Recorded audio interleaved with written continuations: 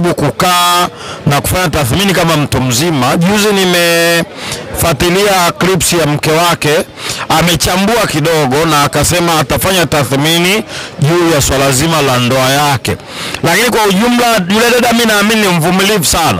Moja ya wanawake wastaarabu na sio wanawake wa kucheza na mitandao, ni mke wa Mwijaku. Ni mwanamke ambaye anajitathmini.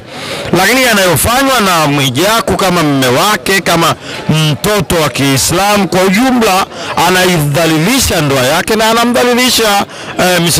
Mwijaku ambaye ni mwanamke ambaye heshimiwa katika jamii. Kwa hiyo hebu ajaribu kupunguza hivi vituko.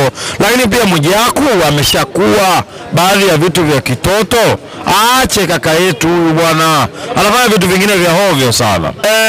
Pia tumeona jana kupitia mitandao ya kijamii kwamba ametiwa nguvuni na jeshi la polisi, lakini wao wana sababu zao na uchunguzi wa polisi. Nadhani unaweza ukawa na walalamikaji, lakini katika mitandao baada ya kutraining wana haki ya kuchunguza.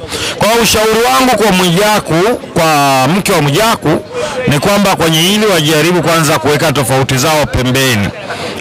Amrudishe nyumbani, kwa maana walishughulikia kinyumbani na jambo hili walimalize kinyumbani. Lakini pia kwa wale waliokuwa wanapigana, ni wale wanaochukulia kwamba ni wenda wazimu. Mwijaku ni mtu ana familia yake.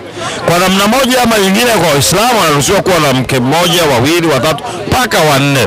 Lakini wale bado si wanandoa kwa maana wake wa Mwijaku. Kwa hiyo kwa namna moja ama nyingine, kama kuna ambaye amekwenda kulalamika, so bado hatujajua sababu ya kukamatwa, aidha kwa namna moja ama nyingine, kama wamelalamika aidha hawajalalamika, lakini hebu wajaribu kidogo na wenyewe kufanya tathmini kwamba wao wataona wana training, lakini pia inawashushia hadhi, kwa sababu wao wadada kesho na kesho kutwa pia wataenda kuwa wake za watu, na kwa namna moja